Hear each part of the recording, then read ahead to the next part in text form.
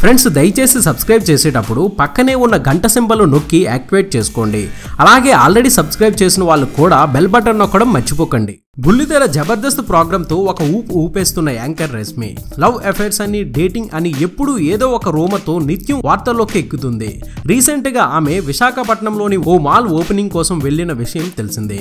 Opening సందర్భంగా ఆమె మాట్లాడుతూ తన సొంత ఊరు వైజాగేనని, ఈ ఊరంటే ఎంతో ఇష్టమని చెప్పింది. ఈ సందర్భంగా రష్మిని చూసేందుకు జనాలు ఓ రేంజ్ లో విరగబడ్డారు. ఈ కార్యక్రమంలో ఎమ్మెల్సీలు వంశీ మాధవ్ తో పాటు తదితర నేతలు పాల్గొన్నారు.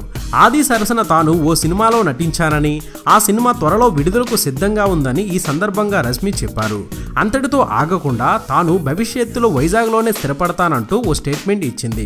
ఇప్పుడు ఆ స్టేట్మెంటే ఆమెపై పెద్ద గాసిప్ బయలుదేరడానికి కారణం అయ్యింది.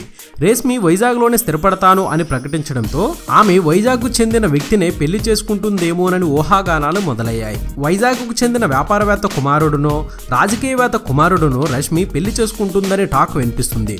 చూద్దాం రష్మి ఎవరిని చేసుకుంటుందో.